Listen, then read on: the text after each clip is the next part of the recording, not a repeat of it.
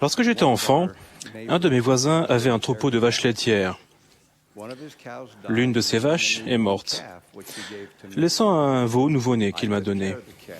J'en ai pris soin, je l'ai nourri et élevé. Le jour où mon père l'a emmené au parc à bestiaux pour le vendre, j'avais des sentiments contradictoires. Je m'étais attaché à mon veau. Et d'autre part, j'attendais de recevoir la récompense de mon travail. J'avais demandé à avoir l'argent de la vente du veau en monnaie. Je me souviens de mon père rentrant ce soir-là et déposant $20 en pièces dans mes mains. L'argent était rare, et je pensais avoir tout l'argent du monde. J'ai compté, admiré et astiqué soigneusement chaque pièce. Quand le dimanche est arrivé, j'ai mis à contre-cœur 2 de mes pièces brillantes dans ma poche pour payer ma dîme. Aussi dur qu'il était de donner mes précieuses pièces d'argent à l'évêque, je me souviens encore, comme je me sentais bien d'avoir obéi au Seigneur en payant ma dîme. Après l'école du dimanche, ma mère m'attendait près du bureau de l'évêque.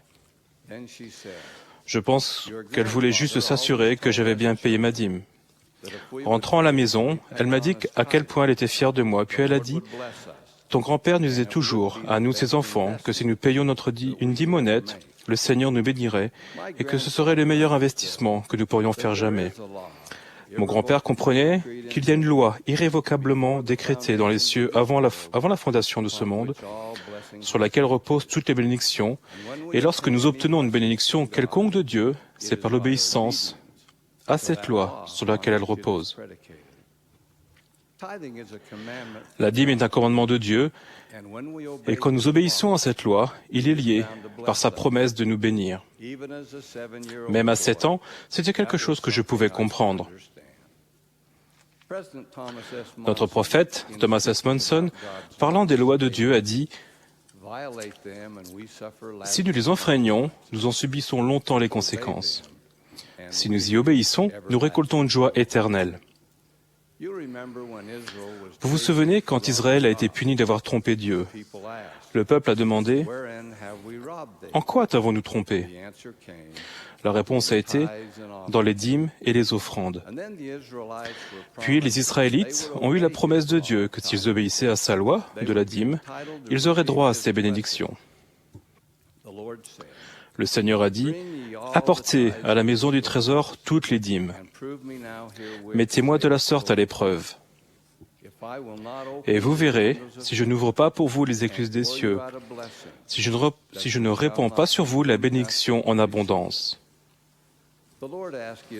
Le Seigneur a demandé aux Israélites de le mettre à l'épreuve, d'avoir foi en lui, afin qu'ils puissent tenir la promesse qu'il leur avait faite. Ce même commandement et cette même promesse sont en vigueur aujourd'hui. Quand nous respectons la loi de la dîme, la promesse du Seigneur est assurée. Nous recevrons des bénédictions à la fois matérielles et spirituelles, selon la sagesse et le calendrier du Seigneur. Ma femme, Joanne et moi avons eu la bénédiction de vivre dans différentes parties du monde, parmi des gens qui se reposent quotidiennement sur le Seigneur pour leurs besoins matériels les plus fondamentaux. Les gens qui mettent toute leur foi pour payer leur dîme témoignent que les écluses des cieux sont ouvertes pour eux. Je me souviens d'un père fidèle aux Philippines qui racontait qu'après avoir payé sa petite dîme à l'évêque un dimanche, il rentrait chez lui avec ses enfants, sachant très bien qu'il n'avait rien à leur donner à manger en arrivant chez eux. Alors qu'ils marchaient, un énorme fruit d'un arbre à pain est tombé juste devant eux. Il a aussitôt levé les yeux et remercié Dieu d'avoir ouvert les écluses des cieux et de lui avoir envoyé un fruit d'un arbre à pain pour nourrir ses enfants. Nous vivons à une époque économique difficile. Mais si nous examinons les années passées, nous voyons des cycles récurrents. Il y a eu, et il continuera d'y avoir, des temps de prospérité relative et des temps d'incertitude financière. Mais quelles que soient les situations dans lesquelles nous nous trouvons, si nous commençons par payer ce que nous devons au Seigneur, puis faisons preuve de sagesse et de jugement, le Seigneur nous aidera à gérer les moyens qu'il nous a donnés.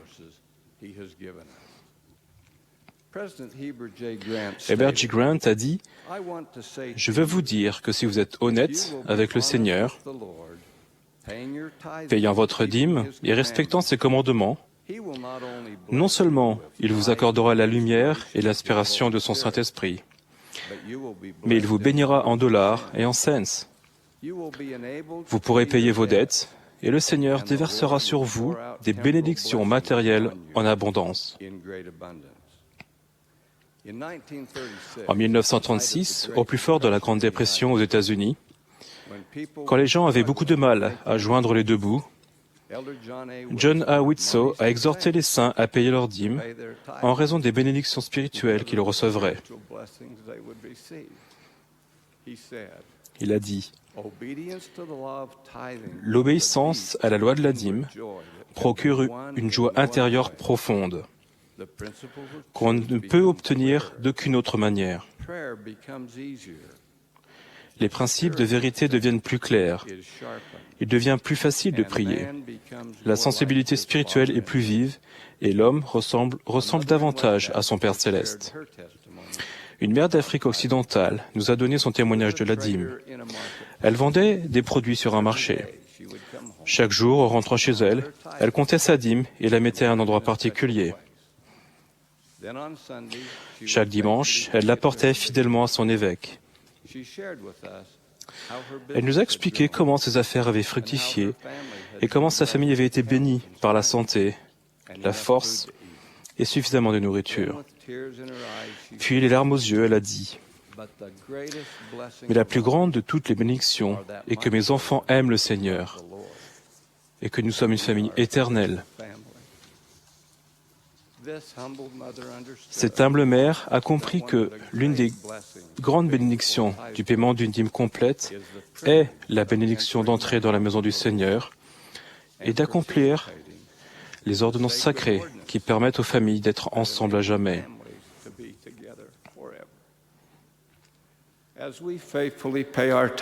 Si nous payons fidèlement notre dîme, le Seigneur ouvrira véritablement les écluses des cieux et répandra sur nous la bénédiction en abondance. Je veux que chacun de vous, et particulièrement mes enfants et mes petits-enfants, sache que je sais, comme mon grand-père, que si vous payez toujours une dîme honnête, le Seigneur vous bénira. Ce sera le meilleur investissement que vous pourrez faire. J'en témoigne au nom de Jésus-Christ. Amen.